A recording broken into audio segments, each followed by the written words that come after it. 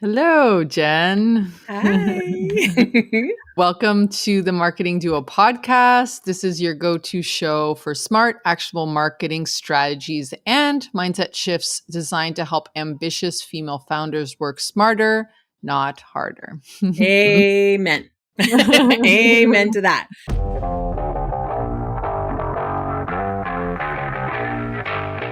Welcome to the Marketing Duo podcast, the podcast where marketing experts Cinthia of Digital Bloom IQ and Jen of Jen Vasquez Media come together to share their wealth of knowledge and insights on scaling your business. Each episode, Cinthia and Jen dive into the latest marketing strategies, mindset shifts, and also growth tactics specifically designed for ambitious female founders who are tech savvy and eager to enhance their marketing game. Whether you're looking to fine-tune your approach or discover innovative ways to accelerate your business, the Marketing Duo podcast provides actionable tips and inspiring conversations to help you reach your goals. Tune in for a blend of practical advice and empowering discussions tailored to help you thrive in the ever-evolving digital landscape.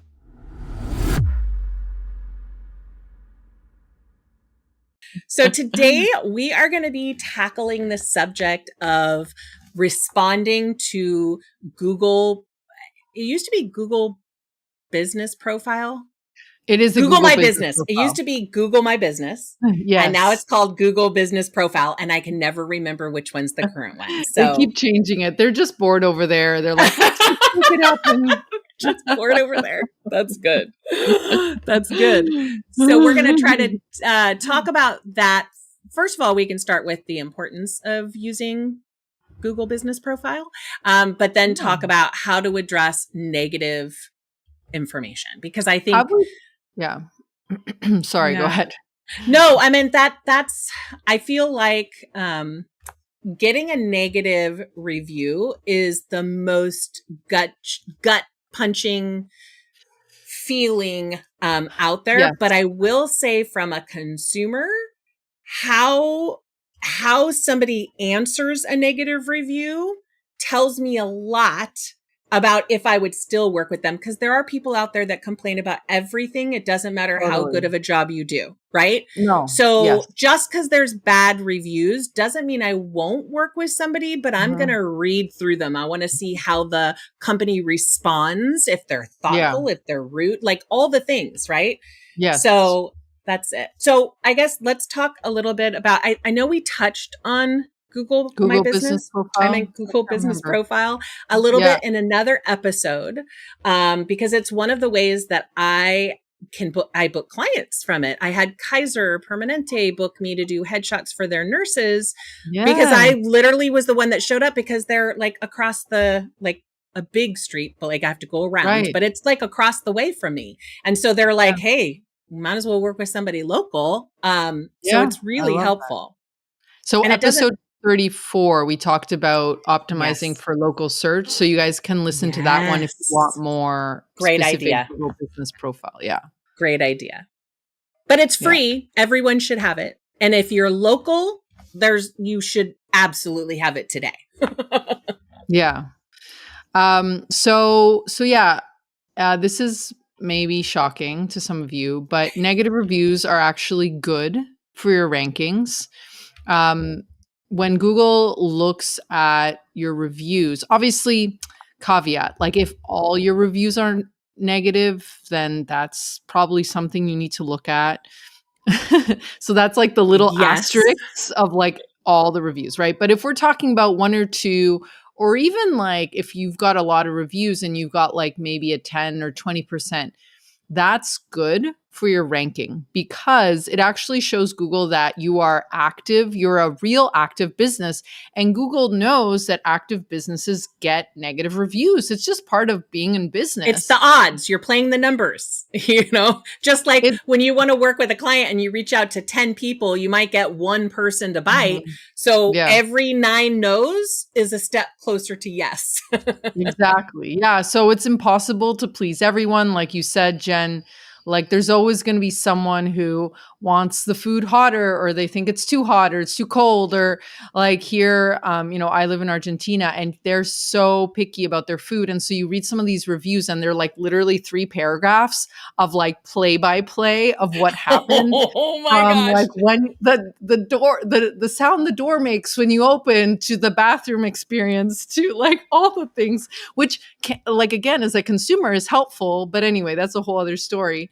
But yeah, negative reviews, we tell our clients, and it's hard for some people to understand, negative reviews are actually good for your ranking. So we want them.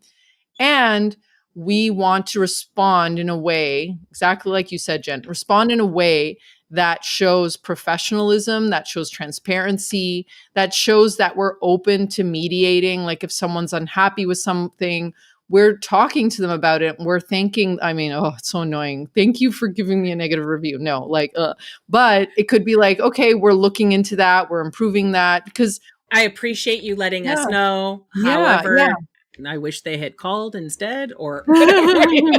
Yeah. Let me fix like, it, right? If you do have a product, you can offer a refund, right? Or you can, a lot of times what happens with the reviews sometimes is someone's angry and they, vent on your Google business profile. And so what has happened with some clients is they are privately trying to mediate the situation and resolve why the person is unhappy. But on the front end, it looks like there was a big screw up. So sometimes the response can be like, we've reached out to you, please respond there. And we're trying to work it out. Again, transparency, professionalism, just open communication. I think that is the way to go. And when you see that response and you're a consumer, you trust the brand more, right? And you understand that some people are just crazy, and like that doesn't necessarily impact I think what does impact your perception is, if there's no response, because it looks like, oh, is there even someone there? They're ignoring or people, a really rude or an emotional response, because that just doesn't I look think good. that's the key. Don't ever be emotional. If you need to use AI to help you, use AI to help you, because emotional responses are almost never going to work in your benefit. Yeah. You can totally get emotional. Like, I'm not saying don't be emotional. Don't. Yeah, exactly. Take it. Maybe what I try to do, if this is a rule I use for all my communication. If I'm feeling charged, I try not to respond in that moment. I try to step away, because let's be honest, take a day. Email, no email, no comment is more urgent than your mental health and your life, right? So nothing is going to explode if you take a day or a few days or a few hours or whatever you need to get to that. Like, honestly, just do it. Like, step away, step away. Then when you're a little more neutral, you can go back to it, and it might still trigger you, but maybe the edge is off and you can think a little more clearly about what you're going to say. And again, using AI is like the easiest trick, right? Because AI is going to be neutral and you'll be like, that's such a good response. How come I couldn't think of that? That's what I always think. Yeah. So bottom line, negative reviews are not negative, really. They actually help your rankings. Something else we look at with local SEO is the amount of reviews you have. So a negative review just adds to your total, and that helps with your rankings, right? That's true. I never thought of it that way. I don't think people expect you to just have all the best stars. I think it's more about how are you handling those negative ones, and then, just highlighting the good things, and you're not going to be for everybody. Like, again, if you're some sort of like restaurant or something, someone might complain that this food is spicy, but maybe that's who you are. And so you just have to kind of be like, well, that's who we are. Right? Like that, I'm spicy. Yeah.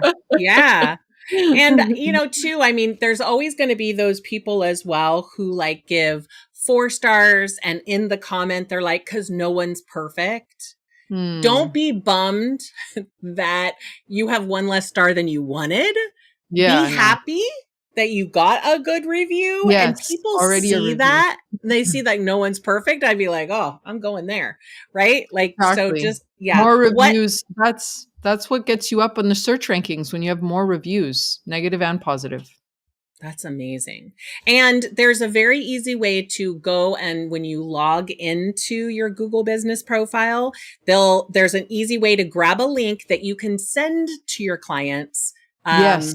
To be like, so don't just get a Google business space profile. Thank you. I can never remember that name.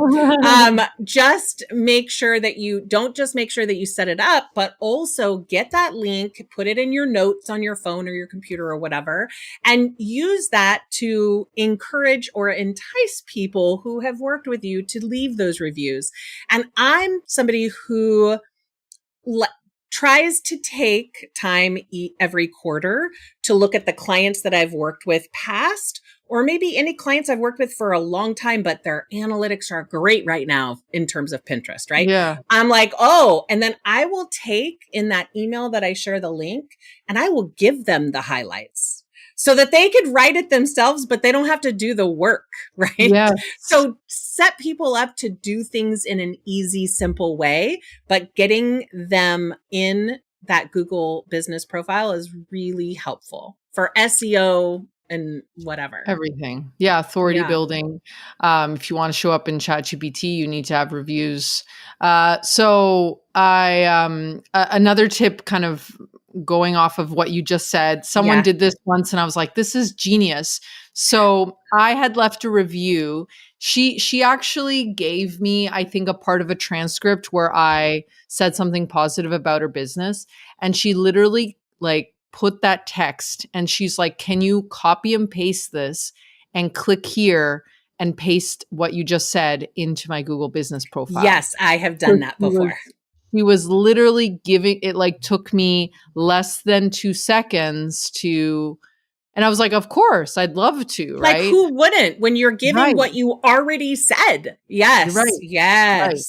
Yes. So that's why going back to negative reviews, bless them, say thank you because they just left you a review. You know how much effort it takes someone to leave a review nowadays? We're all so lazy. They actually had to type it out. Think about it. That's so funny. Here's another tip. This is very much for local people, but it's something that I did a lot in the early days of being a photographer and having a photography business. I went to all of the wedding space when I was a wedding photographer. I went to all of the high-end wedding spaces, or doesn't have to be high end, but the places that I really wanted to photograph. Either they're near me or they're beautiful. I want those pictures in my thing. And I would go there and I would take I'd bring my camera. I'd take photos. You can go on a tour or you can go visit or whatever. Yes. And take photos of everything. I would write a blog about it. And then I would go to their Google business profile and I would leave a message saying, I just visited your space and it's so beautiful. I can't wait to photograph weddings there. And then I added the photos that I already took. So I had so many people book me from that review. Oh my God, that's such a good hack. Isn't that a great hack? So all you wedding photographers out there, you're going to love that. But you would include your email or something because because they know. Yeah. So they know what I guess they could search your name, Jen Vasquez Photography. Well, I sign in as my business. Yeah. And then I go to Google business profile to their profile.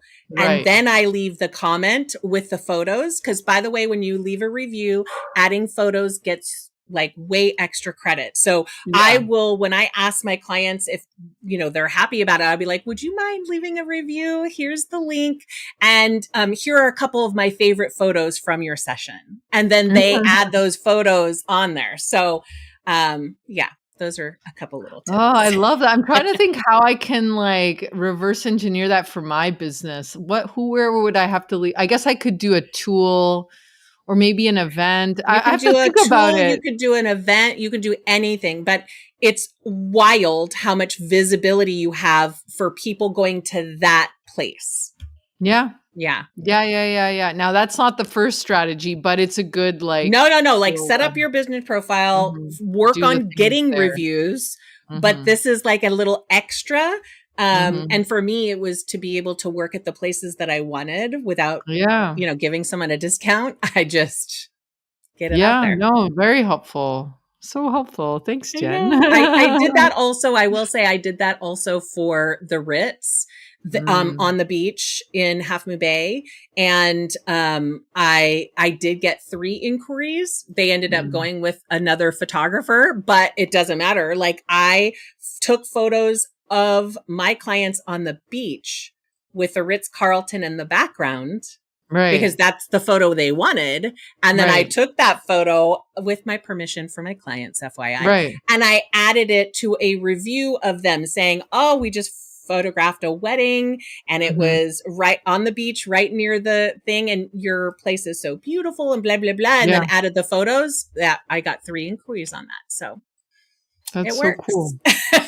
I want to also add that these tips about negative reviews apply to emails as well. So if someone responds to your email, like your email newsletter, with a negative comment or whatever, that actually helps with your open rate because they're sending signals that this is like worth replying to. And so again, use ChatGPT to respond, or in some cases you don't have to respond. But I know it's hard because it's just your business, maybe it's, I'm sure, very close to your heart, but all the haters, they can actually help build more hype, funny enough. And I know a lot of people who actually look for that. Like they'll try to, I mean, obviously, I don't know, there's some communities, if you're like, I don't know, if you're a gay or something and you get hate, like I've seen a lot of hate on social media. So bad. But it's funny because those comments help with the algorithm. All the negative comments on social media or anywhere helps with your engagement. Yes. So and that's why, like, you can be a little controversial. Exactly. Being with a little your social media posts. Not even controversial. Taking a position on anything will get hate or not. But in my opinion, if somebody doesn't like a comment that I make, I don't want to work with them anyway. I don't want them following me. Unsubscribe. And the comment's going to give me a little juice in the meantime. I'm good. That's what I'm saying. Like the worst option would be they unsubscribe or like they unfollow and they don't comment. But if they're commenting, that is amazing. They're giving you like algorithm coins, like juice. They're giving you juice. Say thank you and like maybe respond to them and say thank you for thank you so much for helping. Well, great. Negative reviews, I know they're hard, but they're good. They're part of business. And I know it's easier said than done. I get triggered by them. I just want to do a good job. And I cry and then I take a day and then I will respond. I like Let that. It out. Let it but out. Either way, get on Google Business Profile. I think that's kind of the bottom line. Whether you're local or not, I think it is really helpful for, obviously, it's helpful for SEO. So totally, let's do it. Yeah. Well, that is a wrap for this episode of the Marketing Duo podcast. If you found the conversation helpful, share it with a fellow founder who can use some inspiration today. And don't forget to subscribe so that you're the first to know when episodes drop. We will be back here soon. So keep building your business with ease and with impact.